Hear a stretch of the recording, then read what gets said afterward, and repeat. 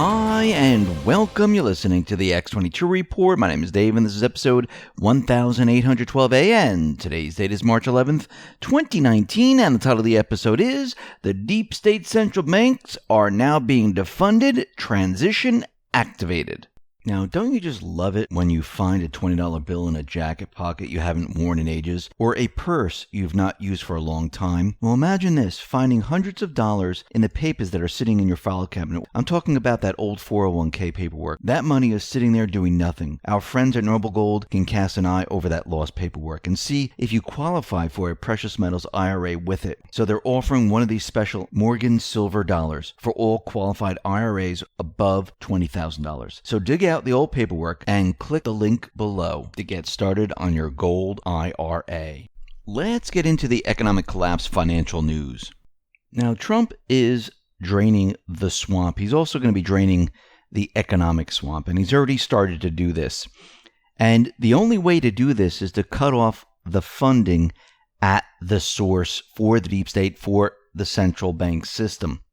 Remember, the central bank system feeds into the deep state system. So you need to shut down many of the programs, many of these things that they set up to fund certain operations, because we know that a lot of these funds that enter into these programs, they normally don't go for what we all think they're going for. And we can see today Trump is just doing that. We'll be talking about that in just a minute. But I wanted to start off with retail.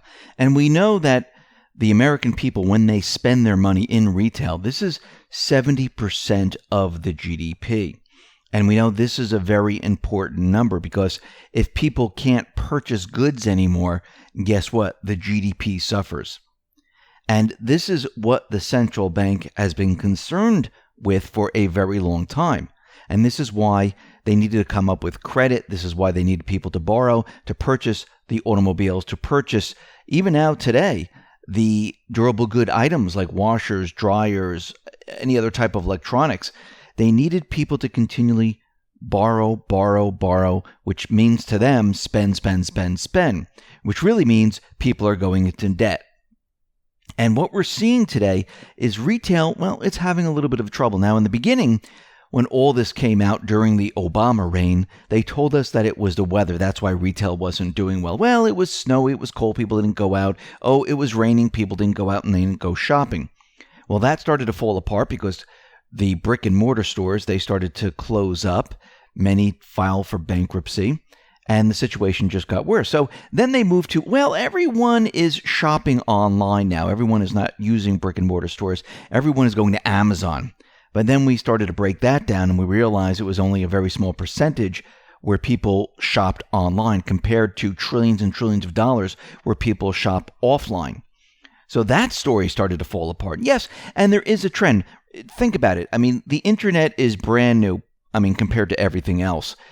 And yes, people are starting to get used to shopping online, and that is going to grow. But still, it has not reached the trillions and trillions of dollars that we spend in the brick and mortar shops. People have been losing jobs. People have been trying to figure out a way to make ends meet. And they decided, something, I just can't go out and shop anymore. This is why we see a lot of the brick and mortar stores, they're just completely shutting down. Because the everyday person, especially the younger generation, and we see it here in the United States, we also see it out in Europe. The younger generation has been hit very hard. Why? Because we're at the end cycle of a central bank system. The beginning cycle of a central bank system, which is back in the 70s, we come off the gold standard, and all of a sudden we see incredible inflation, which means your salary goes up, housing prices go up, and people then have access to credit. And credit completely bloomed right after the 70s going into the 80s. And interest rates came down. Now we're on the other end. Wages are decreasing. Credit, well, people are maxed out today. Jobs, very difficult to find. And this is why Trump is now trying to bring all the jobs back. Remember, the plan for the central bankers was to move all the jobs out of the United States. So retail is very important because it makes up 70% of the GDP numbers here in the United States. And the central bankers have always had a difficult time getting people to spend their money. You know why? Because they really didn't have that much to spend. And this is why people always turn to credit cards. But when those get maxed out, what happens? You're doomed. You can't spend.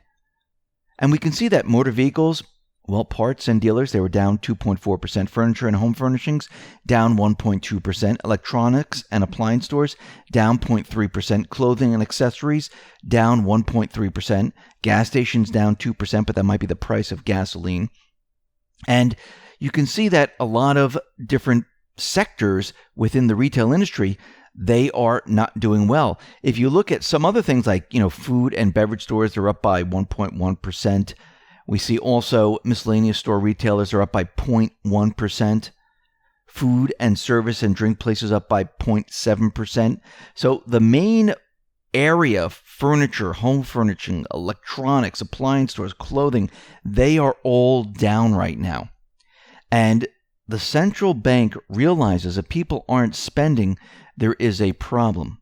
Trump understands this. He understands if people aren't out there spending, we have a problem in this economy. Now, Trump and the central bank, I do believe they are working together. Now, think about what has happened. Trump has been manipulating the statistical numbers just like Obama and the rest of the presidents did before him. Actually, during Obama's term, they went completely crazy with the manipulation to make the economy look a lot better than it really was. Trump just took this and said, you know what, let's put this into overdrive. And we can see the stock market, GDP, unemployment. And he did this on purpose because he knew this was the only way to combat the mainstream media, the deep state, the central banks, by showing everyone that the economy is doing well. Remember, the central bank used to look at these numbers. They used to look at the market. They used to look at unemployment. They used to look at GDP numbers. And something very interesting just happened. Powell right now says he's going to be looking at retail to see how retail and how the sales data, how that's going to look moving forward. And we'll use that to decide if we're going to raise rates or not. Now, it's very interesting because we know that retail is not doing well. I believe the central bank is using this as a cover story to explain why they shouldn't be raising rates right now. And this is being done on purpose. If we go back to Q's post about how they were going to raise rates in 2019, this would be a perfect cover story. Well, we're going to be a little bit patient right now. We're looking at retail. Retail's not doing that well. But in the meantime, Trump is manipulating the statistical numbers, unemployment, GDP, and the rest. So right now, Trump controls the narrative with the statistical numbers. He has the central bank saying, listen, we're not going to be raising rates right now because of retail. He's controlling the entire narrative of the central bank and the economy all at the same time. He is also defunding the deep state, the central bank operation. So he announced his new 2020 budget cuts, and this is going to be about $4 billion, and he's going to be cutting a lot of different programs. Many of the programs and agencies have been sharply criticized for years for misusing American tax dollars. And remember, Q told us how Planned Parenthood, how they receive hundreds of millions of dollars, and this money is funneled off and then brought back and donated to a certain party, which is the D Party. But if you look at some of these programs, you can see why they're defunding them. Federal land acquisition would be reduced to $187 million. Essential air services would be reduced to $30 million. Job Corps would be reduced to $703 million. Senior community service employment programs would be eliminated, saving $400 million. Bureau of International Labor Affairs to be reduced to $67 million. 21st Century Community Learning Centers to be cut by $1.2 billion. Education and research centers at the National Institute for Occupational Safety and Health to be reduced to $146 million. Letcher County Prison eliminated, saving $505 million. Legal Services Corporation eliminated, saving $392 million. Trump is also calling for the cutting of National Science Foundation, which is funded by $1 billion. So right now, what Trump is doing, he is draining the swamp. And when we say draining the swamp, we're talking about all those people that are going to be brought up on indictment charges, those people that are going to be rounded up in mass arrests, those people who are treasonous and traitors. That is one part of the swamp. What he's also doing is he's cutting off the funding for all these individuals, Planned Parenthood and all these other programs that we listed here. Because how do you get rid of the deep state? You cut off their funding. So you need to shut all these programs down. And also, if we're going to head into a transition, what do you need to do? You need to cut costs. You need to get people off the government programs. This is exactly what Trump is doing right now. And later on, what he's going to do, he's going to shut down the money printing center of the deep state, which is the central bank system. And what's very interesting is that economists and central banks around the world, we've been saying this for quite a while, they are completely exposed right now. And we can see that they have no place to hide. So what are they doing?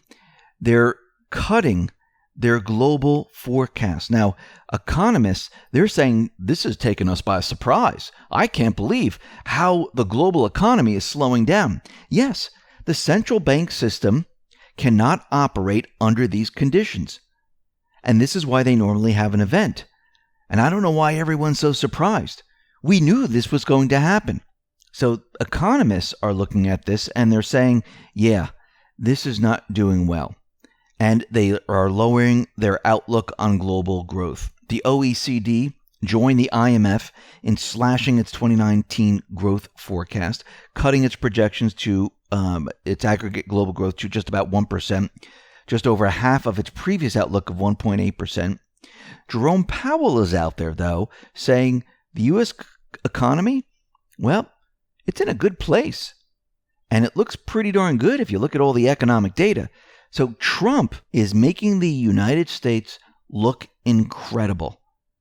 So it's the shining light standing tall around the entire world, where the entire world, Europe, Asia, they're all not doing well.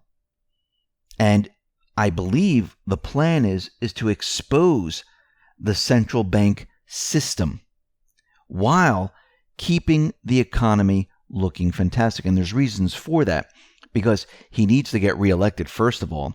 Secondly, he needs to transition this whole entire system into something completely different. Remember, there are many countries out there that are still controlled by the deep state, the unelected leaders. And even the people that are elected, they are still working with the deep state. And if you notice, a lot of these leaders, they are now resigning from their positions. They're saying they're not going to run for re-election. May, Merkel, many others. Macron, he's having his own problems.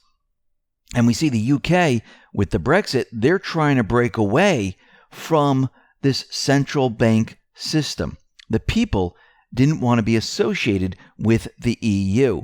And of course, the central bankers will not have this, because if or when the UK breaks away, there goes the EU, because many other countries are going to follow in the footsteps of the UK. And if you look at many of the EU countries, they're already saying to the EU, listen, we're not going along with their immigration policies. So if they're not going along with that, what do you think is going to happen once the Brexit goes through? They're all going to look at this and say, wait a minute, UK's doing pretty darn good. The EU is hurting. And this is going to be a complete and utter disaster for the EU, and they know this. And I believe the plan that Trump is working on with many other nations, it's to bring down the central bank system, to expose them worldwide, and then expose it here in the United States. Actually, if you think about it, what did the central bankers do in the past? They brought down the global economy first. Like if you go back to the Great Depression, they brought down the global economy first, and then it hit the United States. The United States went into a depression. Trump is almost using the same exact strategy. The United States is looking fantastic, and the global community is having a problem. They're going to collapse, and the United States is going to look pretty darn good. And then eventually what's going to happen, most likely, is that Trump is going to have the Fed start to raise rates. Of course, it's going to be after the 2020 election. They're going to raise rates. He's going to point the finger, saying that they're responsible for this. Look, every time they raise the rate, something happens, and the economy will completely implode on itself. And everyone around the world will be looking at the Fed, will be looking at the ECB, and the world is going to say, you know something? We don't want this anymore. We don't want a private central bank handling the creation of currency. And everyone is going to wake up when this happens, because I do believe we need a crisis, because when you hit people in the wallet, guess what? People really wake up. If you hit them in the bank account, well, you can't put them to sleep, because at that point, everyone understands what is happening. Everyone understands who's responsible for what happened. And I believe Trump and other leaders are going to make sure that the people understand that it was the central bank, ECB, Fed, IMF, Biz, the Rothschilds. And this is why the central bankers are so worried about their independence. Listen, everyone, thanks a lot for listening. Be well, be safe, and especially be prepared. Thanks a lot.